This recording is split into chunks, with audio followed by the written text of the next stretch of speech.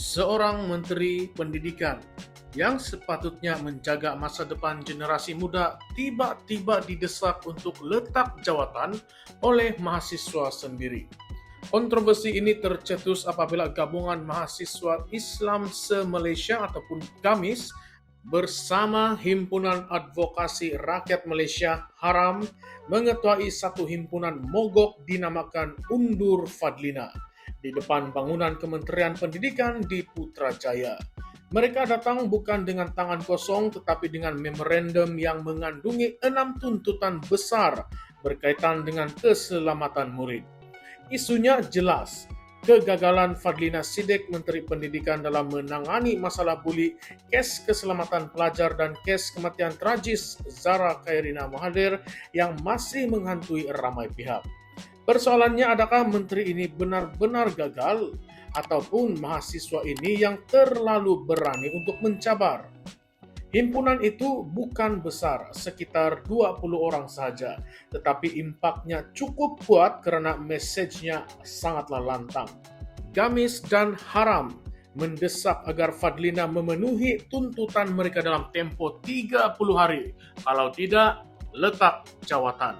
Antara tuntutan mereka termasuklah mewujudkan sistem sokongan psikososial di sekolah dengan meningkatkan nisbah kaunselor kepada pelajar.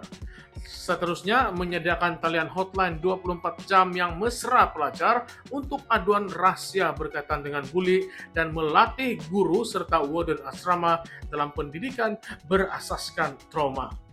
Mereka juga mahukan ibu bapa diwajibkan untuk menghadiri seminar berkala mengenai didikan anak serta pembentukan panel pemantau bebas untuk memantau laporan buli supaya tidak ada lagi kes yang disapu di bawah karpet. Tambahan lagi, mereka menuntut sebuah plan nasional anti-buli dengan roadmap yang jelas, sasaran, indikator kejayaan, laporan berkala setiap 3 bulan, pemasangan CCTV di sekolah, dan penubuhan unit khas siasatan buli melibatkan guru, polis, serta persatuan ibu bapa. Satu package lengkap reformasi yang jika dilaksanakan sepenuhnya pasti akan menggegarkan sistem pendidikan kita. Namun yang lebih kontroversi ialah kritikan daripada Presiden Haram, Brandon Gan. Beliau mempersoalkan langkah Kementerian Pendidikan yang sebelum ini mewajibkan laungan anti-buli di sekolah setiap pagi.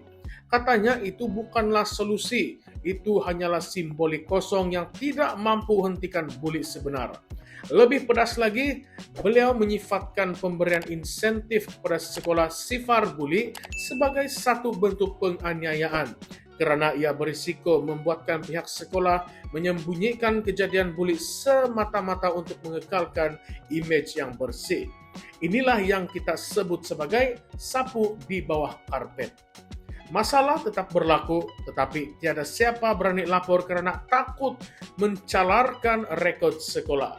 Bayangkan, apa jadi kalau budak dibuli sampai cedera, tetapi sekolah diamkan sahaja demi mengejar insentif? Adakah itu yang kita mahu? Dalam masa yang sama, Fadlina cuba meredakan keadaan dengan membuat kenyataan di Facebook. Katanya Kementerian Pendidikan sedang meneliti semua cadangan itu dan sudah melaksanakan beberapa usaha yang penting. Antaranya ialah audit keselamatan di sekolah, pemasangan CCTV dan penubuhan jawatan kuasa reformasi keselamatan. Beliau juga berkata usaha melawan buli bukan kerja KPM sahaja, tetapi juga merupakan tanggung jawab bersama ibu bapa, guru dan masyarakat. Jawapan ini nampak diplomatik, tetapi adakah ia cukup untuk memuaskan hati mereka yang marah dan hilang sabar? Sebab isu buli ini bukan benda yang baru. Ia sudah lama berakar dan setiap kali ada kes kematian ataupun kecederaan parah, barulah kita dengar janji-janji manis. Selepas itu, senyap semula. Kalau kita imbas semula, kes buli di Malaysia bukanlah perkara yang terpencil.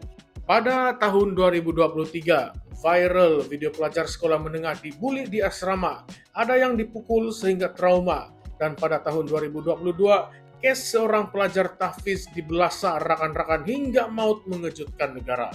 Malah laporan UNICEF menunjukkan lebih 70% pelajar sekolah di Malaysia pernah mengalami bully sama ada fisikal, lisan ataupun cyber.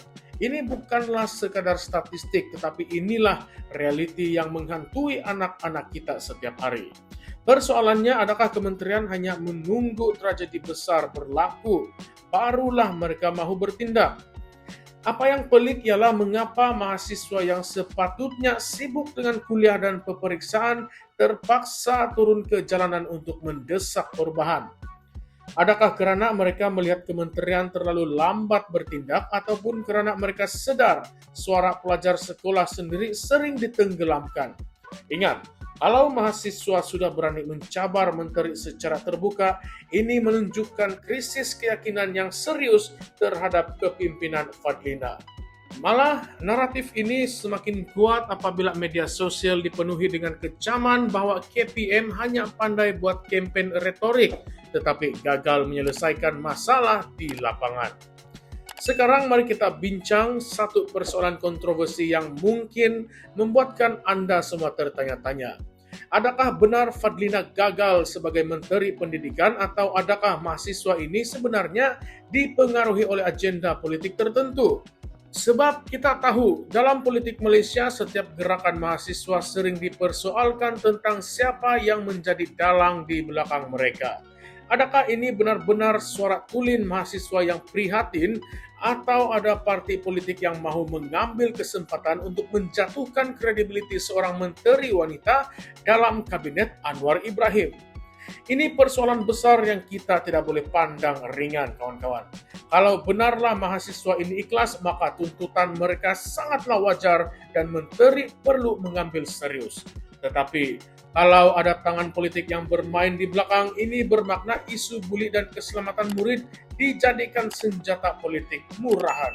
Dan sebenarnya itulah yang lebih berbahaya. Namun jika kita kembali kepada intipati isu yang asal, yang jelas ialah sistem pendidikan kita memang sedang berdepan dengan krisis keselamatan pelajar.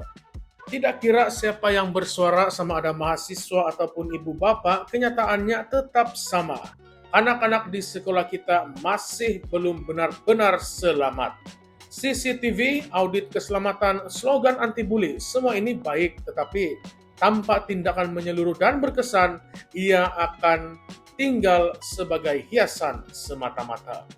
Bully akan terus berlaku dan mungkin kita akan dengar lagi kes tragis seperti Zara Khairina. Soalnya, berapa banyak nyawa lagi yang perlu melayang sebelum kita benar-benar serius. Jadi sahabat-sahabat semua, penonton-penonton sekalian, saya ingin tanya kepada Anda semua. Adakah wajar mahasiswa ini mendesak Fadlina letak jawatan jika gagal penuhi tuntutan mereka? Atau sebenarnya kita patut memberi peluang kepada menteri ini untuk membuktikan reformasi yang beliau janjikan? Lebih kontroversi lagi, adakah kerajaan sebenarnya takut dengan suara mahasiswa yang semakin lantang karena ia mengingatkan kita kepada sejarah lampau di mana gerakan mahasiswa pernah menjatuhkan pemimpin besar negara? Adakah ini bibit-bibit kebangkitan baru? Kita tinggalkan soalan itu untuk Anda pikirkan. Apa pandangan Anda semua? Fadlina patut tunduk pada tuntutan mahasiswa ataupun mahasiswa inilah yang melampau dalam desakan mereka? Coba tinggalkan komen Anda di bawah sebab perdebatan ini pasti akan terus menjadi panas. Jangan lupa like, share, dan subscribe untuk lebih banyak konten pendedahan politik dan isu semacam macam ini. Kita akan terus bongkar, terus soal, dan terus cabar naratif rasmi. Sebab kebenaran tidak pernah senang untuk didengar. Salam sejahtera semua, salam perjuangan dan salam reformasi. Kita jumpa lagi di konten yang seterusnya. Sekian sahaja. Terima kasih semua.